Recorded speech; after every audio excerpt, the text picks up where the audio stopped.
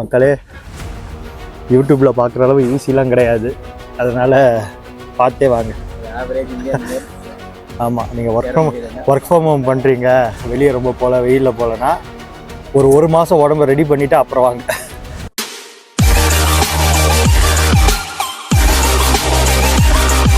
என்னடா ஃபோட்டோ என்ன எடுக்கிறா?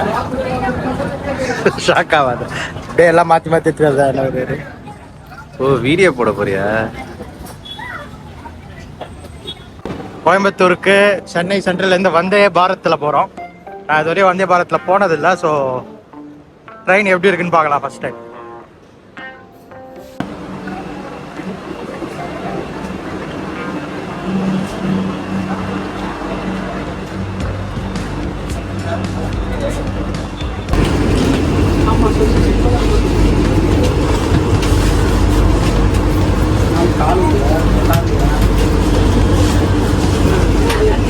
வந்தே பாரத்தில் என்னெல்லாம் கொடுக்குறாங்க பாருங்கள். ட்ரே இருக்குது, எல்லாருக்கும் வந்து நியூஸ் பேப்பர் போட்டு போனாங்க. Times of India. அது இல்லாமல் சரி ஓகே தண்ணி பாட்டில் வாங்கலான்னு யோசிச்சு கீழே இறங்கும் போது அவங்களே எல்லா சீட்டில் ஒரு தண்ணி பாட்டில் போட்டு போனாங்க. ஸோ அதுவும் இருக்குது. ஒர்த்து தான்ல. எவ்வளோ டிக்கெட்டு பர் பர்சனா? ஓகே தான், சரியாக தெரில, பார்ப்போம். அதான் ரேட்டா? ஓகே. நல்ல ஒரு விண்டோ வியூ, ஏசி இருக்குது.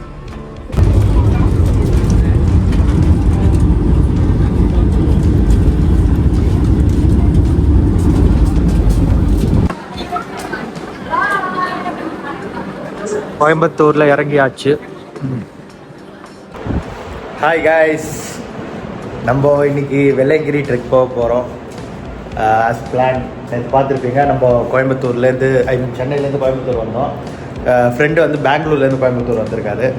ஸோ நாங்கள் 3 பேர் தான் ஏற போகிறோம். அதில் எக்ஸ்பர்ட் வந்து இவர் தான். இவர் சொல்கிறத கேட்டுட்டு அப்படியே ஏற வேண்டியது தான். ஆமாம், நல்லா கேட்டிருக்காது, மியூட் பண்ணிட்டாங்க. இதுதான் நாங்கள் ஸ்டே பண்ணுற ரூம். நான் அப்படியே லைட்டாக காமிக்கிறேன். என்னடா ரூம் மாதிரி இல்லை, ஒரு ஹட்டு மாதிரி, ஒரு ஹோம் ஸ்டே மாதிரி இருக்குன்னு பார்த்தீங்கன்னா, ஆமாம், இது ஒரு ஃபார்ம் ஹவுஸு. சுற்றி வந்து ஏக்கரை கணக்கில் ஃபார்ம் தான். ஸோ நல்ல ஒரு லோக்கல் ஆம்பியன்ஸ்க்காக இங்கே வந்து ஸ்டே பண்ணோம். சிவாலயா ஹோம் ஸ்டே அப்படின்ட்டு நிறைய பேர் தங்குற அளவு நிறைய ஸ்பேஸு எல்லாமே இருக்குது. ஜாலியாக தான் இருக்குது. ஸோ இன்றைக்கி ட்ரெக்கு போயிட்டு வந்துட்டு திருப்பி இங்கே தான் வந்து படுக்க போகிறோம்.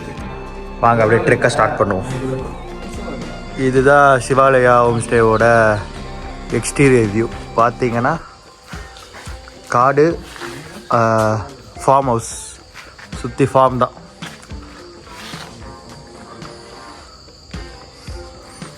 இங்கேருந்து வெளியே போகிறதே ஒரு கிலோமீட்டர் ட்ரெக்கு.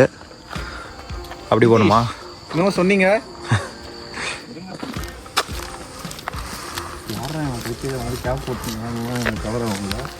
நீ சொன்னதே இப்போ கவர் ஆகும்.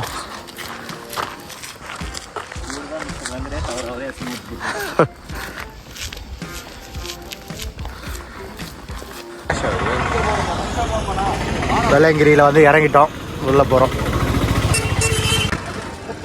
கீழே இருக்கிற வெள்ளையங்கிரி ஆண்டவர் கோயிலுக்கு போகிறோம். உள்ள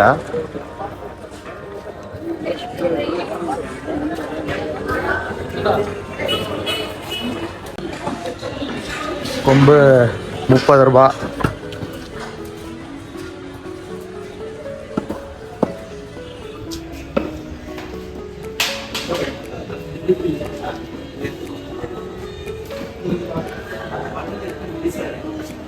நம்ம சூஸ் பண்ண கொம்பு இதுதான்.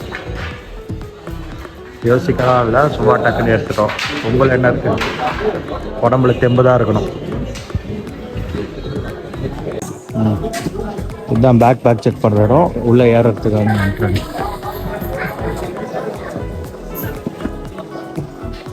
அதில் 8 மணிக்கு முதல் மலையே ஏற ஆரம்பிச்சிட்டோம். கரெக்டாக சுரேந்தர்?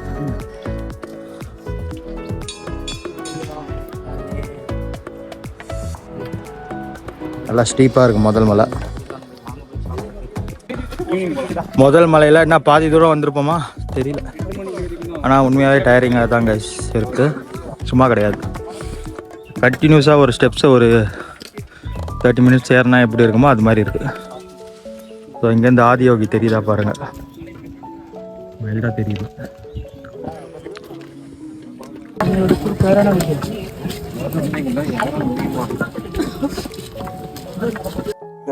இங்கே பாருங்கள், கீழெல்லாம் சாப்பிட்டு அப்படி இப்படி எவ்வளோ போட்டிருக்காங்கன்னு.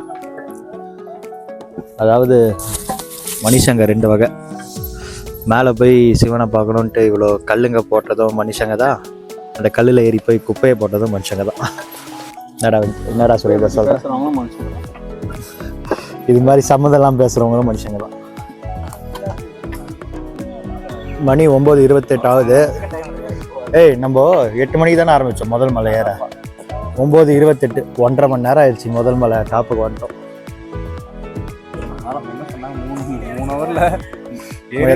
எல்லா மலையும் முடிப்போம்னு சொன்னாங்க. நம்ம கொஞ்சம் ரெஸ்ட் எடுத்து வரனால சொன்ன மாதிரி ஃபர்ஸ்ட் மலை 1.5 ஹவர் ஆயிடுச்சு. 4th 5th கஷ்டமா, 7th கஷ்டம். 7th ஸ்டீப்பாக இருக்கும். அந்த 4th 5th ஏன் கஷ்டம்னா அது ஃபுல்லாக அந்த பொட்டல் காடு. வெயிலில் போகிறோம் கரெக்டாக 12 மணி வெயிலில் பார்ப்போம். சரி, நவருவோம். முதல் மலை மேலே கடை இருக்காதுன்னு நினச்சா இங்கே ஒரு சந்தையே இருக்குது. மேலே லெமன் சோடா, மோர், டாட்டா குளுக்காண்டி கூட இருக்குது. அதனால் முதல் மலை ஏறும்போது ரொம்ப ஹெவி வெயிட்டை தூக்கின்னு ஏறுறீங்கன்னா அதை அவாய்ட் பண்ணிக்கலாம்.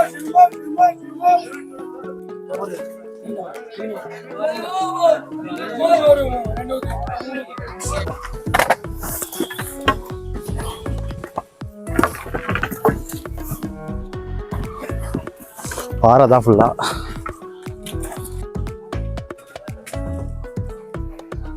வழுக்கப்பாறை கிட்ட வந்துட்டோம்.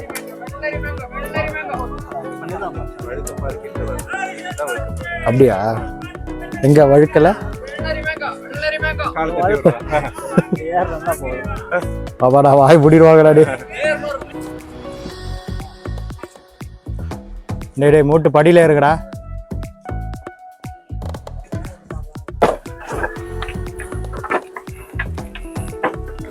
வழுக்கப்பாறையில் போயிட்டு இருக்கோம். வழுக்கப்பாறைன்னா ஒரு சின்ன இடம் கிடையாது, கிட்டத்தட்ட என்னடா ஒரு 500 மீட்டர் இருக்கும் போல.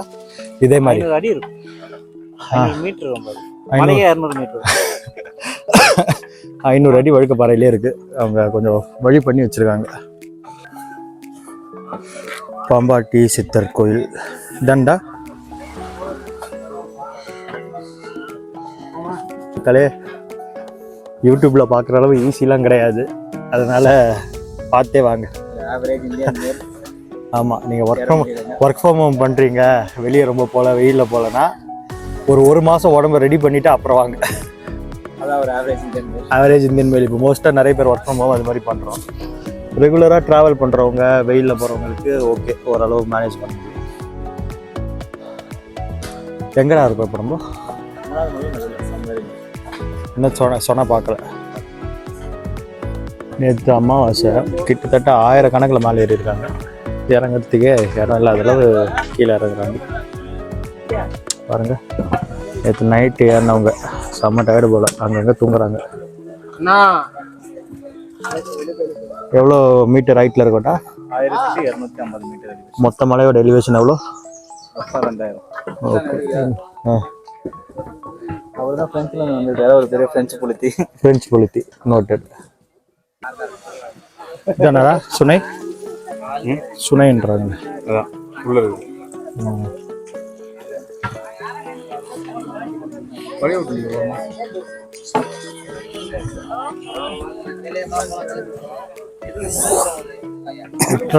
ராக்ல தான் கிளைம் பண்ணி ஏறுறானுங்கள.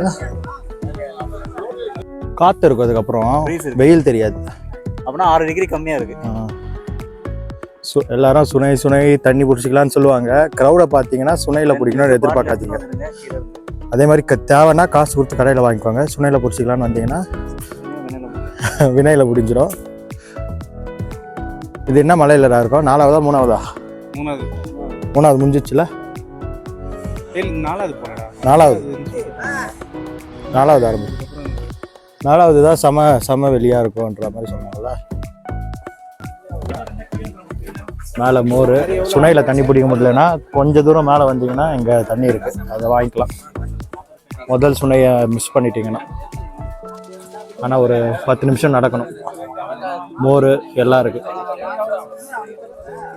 இதுக்கு மேலே ஃபுல்லாக வெயில் தான், மரங்கள் கிடையாது. எப்படி இருக்குன்னு பார்ப்போம். திருநீர் மலை எதுன்னு கேட்டேன், அது மேலே தான் நிற்கிறேன்னு சொல்லிட்டாங்க. அப்பா 12:30 மணி மத்தியான வெயில். இந்த மலையில் மண் திருநீர் மாதிரி இருக்குன்றனால திருநீர் மலைன்னு பேர் வச்சுருக்காங்க போல். 5வது மலை.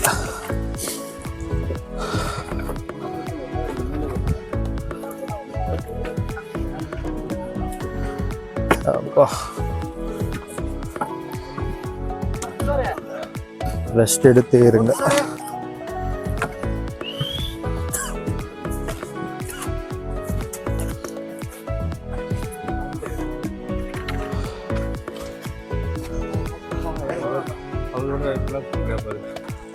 அஞ்சாவது மலையிலேருந்து 6வது மலை போயிட்டு இருக்கோம். இங்கே கொஞ்சம் சமமாக இருக்கும் அப்படின்னு சொல்கிறாங்க. ஆனால் எவ்வளோ குப்பை போட்டிருக்காங்க.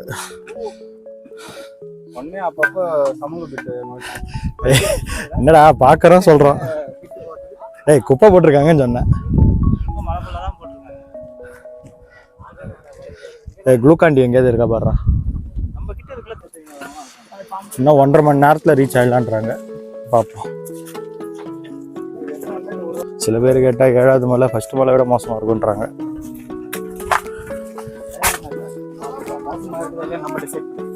நம்மளே லெட் அஸ் பி த ஜட்ஜ்ன்றியா? சரி, ஓகே. மணி 1 மணி ஆயிடுச்சா? காலை 8 மணிக்கு ஆரம்பிச்சோமா? 5 hours.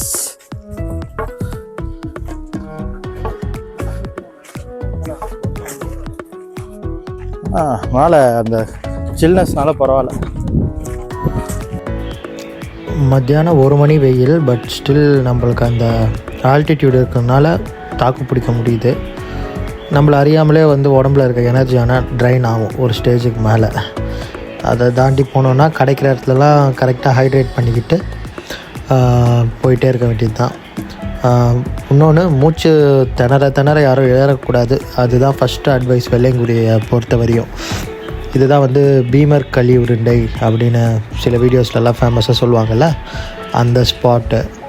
So as I was telling, மூச்சு திணற ஏறக்கூடாது. ஏன்னா உங்களால் அப்படி கண்டினியூ பண்ணிங்கன்னா ஒரு 2 மலையே தாண்ட முடியாது. எப்போ உங்களுக்கு ரெஸ்ட் எடுக்கணும்னு தோணுதோ அப்போ உட்காந்து ரெஸ்ட் எடுத்துகிட்டு போயிட்டே இருக்கணும். ஸோ இங்கே தான் வந்து நிறைய பேர் அதை மலையிலேயே வந்து விபூதி இருக்குது அப்படின்னு சொல்கிறாங்கல்ல, திருநீர் மலைன்னு. அது இதுதான் நினைக்கிறேன். நிறைய பேர் பாருங்கள், அங்கே சுரண்டி அது ஒரு பள்ளமாக ஆகுது. பட் அது அட்வைசபிள் இல்லை. ஏன்னா மேலே பெரிய பெரிய பாறைங்க இருக்குது. ரொம்பவே நம்ம அதை எரோட் பண்ணக்கூடாது. சின்னதாக நம்ம எடுக்கிறது கூட ஒரு பெரிய சாயில் எரோஷன் மாதிரி தாங்க. ஸோ போயிட்டு இருக்கோம். நம்மளுக்கு வந்து 7வது மலையே கண்ணுக்கு தெரியுது. இதுதான் 7வது மலை, அதாவது ஃபஸ்ட்டு சைட்டு. இப்போது 5வது மலையிலேருந்து நம்ம 6வது மலை இறங்கி ஏற போகிறோம். 6வது மலையில் ஒரு இறக்கம் இருக்கும். அங்கே வந்து கொஞ்சம் தண்ணி இருக்கும்னு சொல்கிறாங்க. அதாவது ஒரு ஓடை மாதிரி இருக்கும்னு சொல்கிறாங்க. ஸோ உங்களுக்கு பார்த்தாலே தெரியுது, பார்த்திங்களா? மலை இப்போ இறங்கிட்டு 6வது மலை இறங்கி 7வது மலை ஏறுற மாதிரி இருக்கும். நேற்று நைட்டு ஏறினவங்களாம் இப்போது ரிட்டர்ன் போயிட்டு இருக்காங்க. ஒரு கொஞ்சம் நிழலான இடங்கள்லாம் கிடைக்கும் 7வது மலை போகிறதுக்கு முன்னாடி, 6வது மலையோட அடிவாரத்தில். ஸோ ரெஸ்ட் எடுக்கிறதுனா அங்கே ரெஸ்ட் எடுத்துக்கலாம். அங்கே அந்த குளிக்கிற இடமும் ஒன்று இருக்கும். ஸோ எல்லோரும் அங்கே குளிக்கிறாங்க. க்ரௌடு நிறைய இருக்கும்போது குளிக்கலாமான்னு கேட்டிங்கன்னா வேணான்னு சொல்லுவேன். ஏன்னா தண்ணி வந்து கிளியராக இருந்தால் குளிக்கலாம். பட் அங்கே வந்து கொஞ்சம் தண்ணி ஸ்டாக்னண்ட்டாக இருக்க மாதிரி தோணுச்சு எங்களுக்கு. ஸோ அதனால் நாங்கள் குளிக்கலை. எப்போ நீங்கள் போகும்போது க்ரௌடு கம்மியாக இருக்கோ, தண்ணி கொஞ்சம் கிளியராக இருக்கோ, அப்போ வந்து தாராளமாக குளிக்கலாம். இப்போ பாருங்கள் அந்த இடம் எப்படி இருக்குன்னு நான் காமிக்கிறேன்.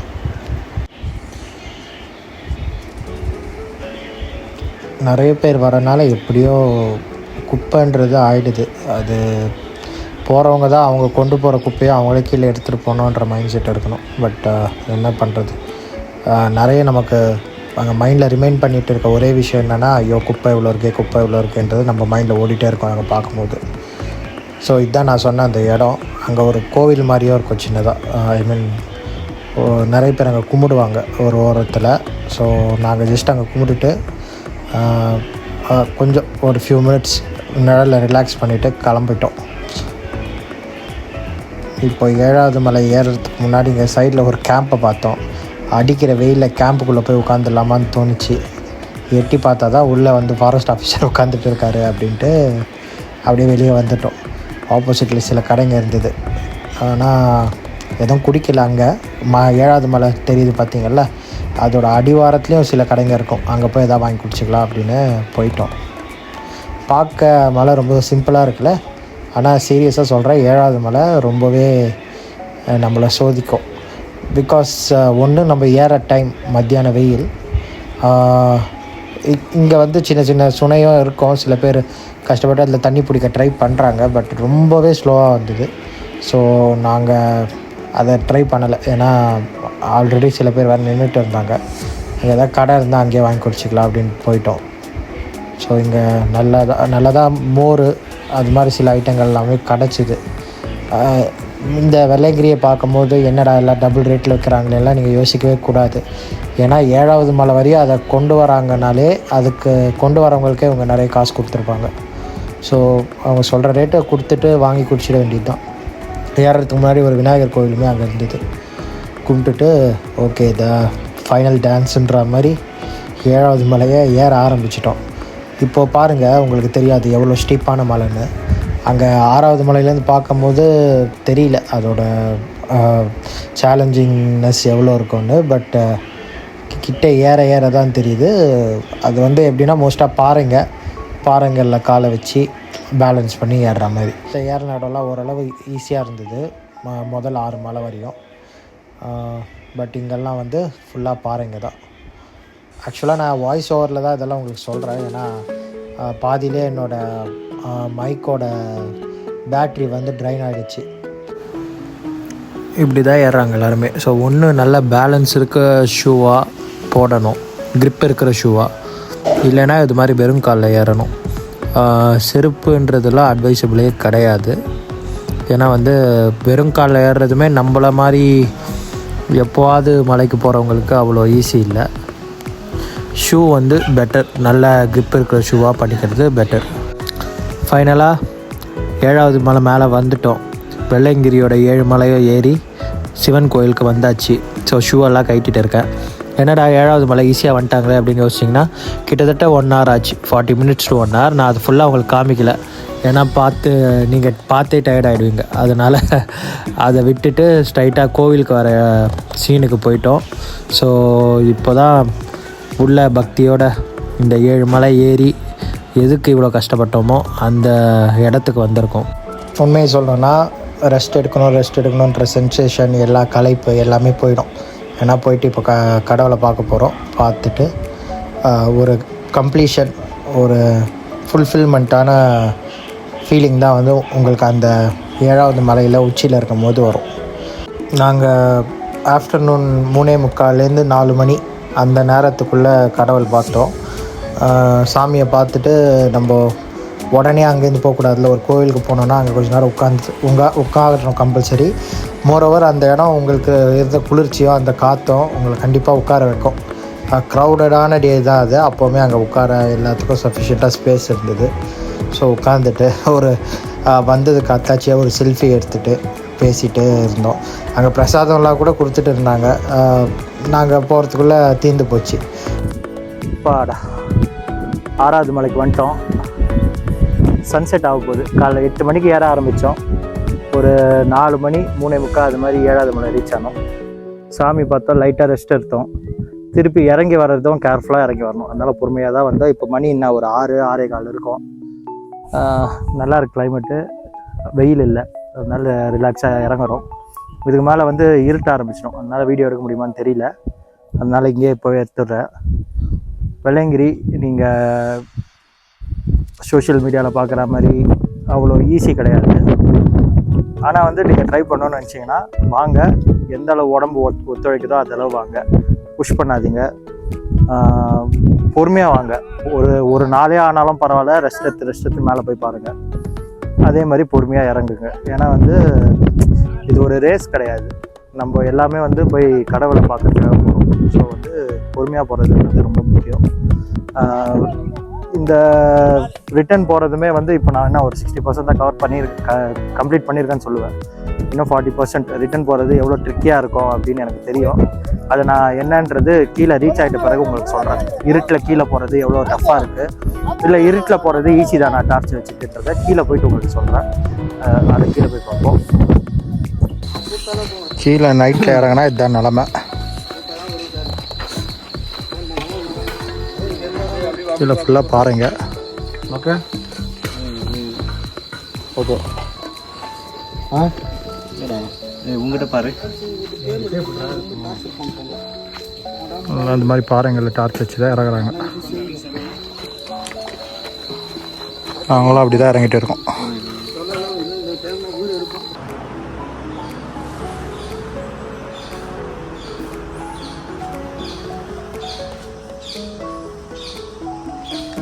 இதுதான் சிவாலயா ஹோம் ஸ்டே. வெள்ளையங்கிரி ட்ரெக்குக்கு ரொம்ப பக்கமாக இருக்குது, ஒரு 5 கிலோமீட்டர்ஸ். அதனால தான் இதை இங்கே சூஸ் பண்ணோம். ஈஷாக்குமே வந்து இது ரொம்ப கிட்ட. ஸோ ஈஷாவுக்கு வெள்ளையங்கிரிக்கு பக்கமாக இருக்கிறதுனால இது புக் பண்ணிவிட்டு இங்கேருந்து தான் நேற்று ட்ரெக்கு போனோம். நல்லாயிருக்கு ஹோம் ஸ்டே. ஒரு ஃபார்ம் ஹவுஸு, கிச்சன்லேருந்து எல்லாமே இருக்குது. உங்களுக்கு சமைச்சு கூட சாப்பிட்டுக்கலாம், இல்லை நீங்கள் சொன்னீங்கன்னா அவங்க குக்கு வச்சு சமைச்சு கூட கொடுக்குறாங்க. ஸோ கேர்டேக்கர் இங்கே இருப்பார். உங்களுக்கு எதாவது வேணும்னா அவர்கிட்ட சொன்னால் வாங்கிட்டு வந்து கொடுத்துட்றாரு. வெளியே 2 பாத்ரூம்ஸ் வித் கீசர் இருக்குது. இந்தியனும் இருக்குது, வெஸ்டர்னும் இருக்குது. ஸோ அதுவும் சூப்பராக இருந்தது. அதெல்லாம் விட எனக்கு பிடிச்ச விஷயம் வந்து இந்த ஆம்பியன்ஸ் தான். சுற்றி பாருங்கள், ஃபுல்லாக தோட்டம், பறவைகள் சத்தம். நான் இந்த ப்ராப்பர்ட்டியோட டீட்டெயில் வந்து டிஸ்கிரிப்ஷனில் கொடுக்குறேன். இது பெய்டு ப்ரமோஷன் கிடையாது. எனக்கு நல்லா யூஸ் ஆச்சு. ட்ரெக் வந்தது கரெக்டாக. ட்ரெக் பண்ண ஸ்பாட்லேருந்து நைட்டு ஆட்டோ புக் பண்ணி இங்கே கரெக்டாக வந்துட்டோம். நல்லா ரெஸ்ட் எடுத்தோம். அதனால் பக்கமாக யாராவது ரூம் தேடுறீங்கன்னா கண்டிப்பாக இதை நீங்கள் ப்ரிஃபர் பண்ணலாம். ஓகே, இப்போது நேற்று நைட்டு 11 o'clock தான் ட்ரெக்கு முடிஞ்சுது. நாங்கள் இங்கே வந்து படுக்கிறதுக்கு தூங்க ஆரம்பிக்க கிட்டத்தட்ட ஒரு 1 o'clock ஆயிடுச்சு. வந்த டயர்டில் யோசித்தோம், ஒரு 2 நாளைக்கு எழுந்துக்க முடியாது அப்படின்ற மாதிரி. இன்னும் தெரியல, பெருசாக தூக்கம் வரல. காலைல 7:30 மணிக்கே முழிப்பு வந்துச்சு. ஏன்னா இங்கே கிளைமேட்டு அப்புறம் இந்த இடம்லாம் ரொம்ப நல்லா இருந்தது. எதுக்கு இதை வேஸ்ட் பண்ணணும், பக்கத்தில் ஈஷா வேறு இருக்குது, லைட்டாக முடிஞ்சாலும் போய் பார்த்துட்டு போகலாம் அப்படின்ட்டு எழுந்துட்டேன். ட்ரெக்கை பற்றி கேட்டிங்கன்னா பரவாயில்ல தான் இல்லை. ஏன்னா நேற்று நடந்த நடைக்கு என்னால் 2 நாளைக்கு நடக்க முடியாதுன்னு நினச்சேன். பட் கால் எழுந்தவுடனே கால்லாம் கொஞ்சம் லைட்டாக ஒரு ஸ்ட்ரெயின் இருந்தது. பட் கொஞ்சம் ரிலாக்ஸ் பண்ண பிறகு பரவாயில்ல. மேபி இன்னும் டீப்பாக ரெஸ்ட் எடுத்தால் வலிக்க வாய்ப்பு இருக்குது. ஒரு விஷயம் மெயினாக என்னென்னா, நாங்கள் அந்த ட்ரிப்பு ஃபுல்லாக எங்களை ஹைட்ரேட்டடாக வச்சுருந்தோம். எலக்ட்ரோலைட்டு, ஓஆர்எஸ்ஸு, குளுக்கோஸு, அப்புறம் என்ன மோர், அது இதுன்னு சொல்லி ஹைட்ரேட்டடாக வச்சுருந்தோம். அதனால தப்பிச்சிட்டோம். இந்த ட்ரெக்கு வந்து எனக்கு, நான் இதுவரை ஒரு 2 ட்ரெக்கு முள்ளங்கிரி, அப்புறம் ஒரு 2-3 ட்ரெக்கு போயிருக்கேன். எனக்கு வந்து இது ஹார்டுன்னு தான் நான் சொல்லுவேன், மீடியம்னு சொல்ல மாட்டேன். ஏன்னா வந்து 2 விஷயம் நாங்களே எங்கள் காம்ப்ளெக்ஸ் படிக்கிட்டோம். நல்ல சன்னில் ஏறணும். இறங்கும் போது பிட்ச் பிளாக், ஃபுல் அமாவாசை இருட்டு வேறு, அதில் இறங்கணும். டார்ச் லைட்டு வச்சு இறங்கணும். ஸோ இறங்குறதுக்கும் 7 hours ஆயிடுச்சு, ஏறத்துக்கும் 7 hours ஆயிடுச்சு. அதே வந்து நீங்கள் ரெகுலராக ட்ரெக்கு போகிற ஒரு பர்சன் கிட்ட நான் காமிக்கிறேன். அவர் இந்த ட்ரெக்கை என்னன்னு சொல்லுவாருன்னு பார்க்கலாம். சொல்லு சுரேந்தர். பார்த்தீங்கன்னா easy to moderate trek. Out of 10 4 or 5. Easy to மாடரேட்னு சொல்லாதீங்க சுரேந்தர். ஒரு மாடரேட் டு ஹார்டுன்னு சொல்லி 4 or 5 out of 10. எதை வச்சு இதை சொல்கிறீங்க? இதுக்கு முன்னாடி என்ன ட்ரெக் போயிருக்கீங்க? இதுக்கு முன்னாடி குமார் பர்வதா போயிருக்கேன். அது என்ன டஃப்பான? அது moderate to tough trek. 7 or 8.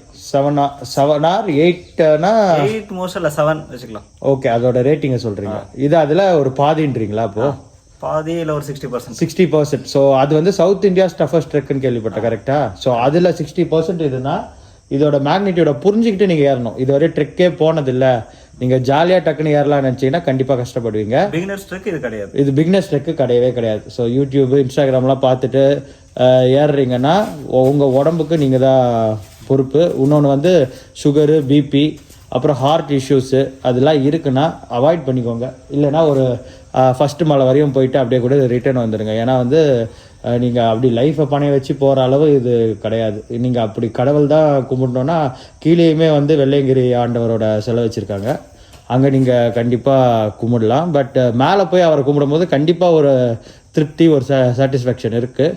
ஆனால் அதுக்கு உங்கள் உடம்ப ரொம்ப புஷ் பண்ணிக்காதீங்கன்றது தான் எங்களோட. சிம்பிளாக சொல்லப்போனால் அவங்களால 10 கிலோமீட்டர் நடக்க முடியல, ட்ரெக் போகாதீங்க, அவ்வளோதான். அது சிம்பிளான ஒரு ஆஸ்பெக்ட். அப்புறம் வந்து இவர் சொன்னார்ல ஈஸி டு மாடரேட்னு, இவர் நேற்று ஆட்டோலேருந்து இறங்கி வரும்போதே லைட்டாக நுண்டிந்தான் இருக்கிறாரு. அதை நான் பதிவு பண்ணிக்கணும்னு விரும்புகிறேன். கண்டிப்பாக அது ஆட்டோவில் நொண்டி சாக்க சொல்லாதடா. ஸோ அவ்வளோதான், கிளம்புறோம் இங்கேருந்து. ஸோ நம்ம இவ்வளோ நேரம் ஸ்டே பண்ணியிருந்தோம் இல்லையா, இந்த ஃபார்ம் ஹவுஸ் மாதிரி நல்லா சூப்பராக இருந்ததுல்ல. இதோட ஓனர் வந்து இவர் தான், மிஸ்டர் ஸ்ரீதர். வணக்கம் வணக்கம் வணக்கம் எல்லாருக்கும் வணக்கம். இது எங்களோட ஃபார்ம் ஸ்டே ஈஷா யோகா பக்கத்தில் இருக்குங்க. இதே மாதிரி இது இந்த ஸ்டே வந்து பேச்சுலர்ஸ் அண்ட் கப்புள்ஸுக்கு நாங்கள் ஹோஸ்ட் பண்ணிட்டு இருக்கோம். ப்ரீமியம் வில்லா இன்னொன்று இருக்கு, அது ஆலந்துறையில் இருக்குங்க, அது ஃபேமிலிக்கு ஹோஸ்ட் பண்ணிட்டு இருக்கோம். அதே மாதிரி கோயம்புத்தூர்ல home stay, service apartments, airport கிட்ட, சரவணம்பட்டியில் உங்களுக்கு கோயம்புத்தூர்ல எங்க வேணும்னாலும் நீங்க தாராளமா சிவாலயா ஹோம் ஸ்டேஸ் கான்டாக்ட் பண்ணலாம். கீழே தெரியுறது என்னோட நம்பர். ப்ளீஸ் அவங்களுக்கு சப்போர்ட் பண்ணுங்க, எங்களுக்கும் சப்போர்ட் பண்ணுங்க. கண்டிப்பா நான் சாரோட நம்பரை இங்கேயும் கொடுக்குறேன், டிஸ்கிரிப்ஷன்லயும் கொடுக்குறேன். எதா இருந்தாலும் கான்டாக்ட் பண்ணுங்க. அந்த இன்னொரு ஸ்டே சொன்னார் பாத்தீங்களா, அதோட பிக்சர்ஸுமே நான் இன்க்ளூட் பண்றேன். அதையும் பார்த்துட்டு பிடிச்சிருந்தா தாராளமாக புக் பண்ணுங்க. இது வெள்ளையங்கிரி ட்ரெக் போறவங்களுக்கு, ஈஷா போறவங்களுக்கு முக்கியமா இந்த இடம் ரொம்பவே சூட்டபுளா இருக்கும். ஏன்னா இங்கேருந்து ரொம்ப பக்கம். இவ்வளோ நேரம் இந்த வீடியோவை பொறுமையாக பார்த்த நம்ம சப்ஸ்கிரைபர்ஸ், புது சப்ஸ்கிரைபர்ஸ் எல்லாருக்குமே வந்து ரொம்ப தேங்க்ஸ். இந்த வருஷம் மட்டும் இல்லை, எந்த வருஷம் வெள்ளையங்கிரி போகிறதா இருந்தாலும் இதெல்லாம் பார்த்து மைண்டில் வச்சுக்கிட்டு கரெக்டாக போயிட்டு வாங்க. உங்கள் எக்ஸ்பீரியன்ஸை கமெண்ட்டில் ஷேர் பண்ணுங்கள். இன்னும் இன்ட்ரெஸ்டிங்கான வீலாக்ஸ் அண்ட் வீடியோஸோட நம்ம டீ கடை மேவரிக்ஸ் சேனல் உங்களை நோக்கி வரும். அது வரையும் நரேஷ் சைனிங் ஆஃப்.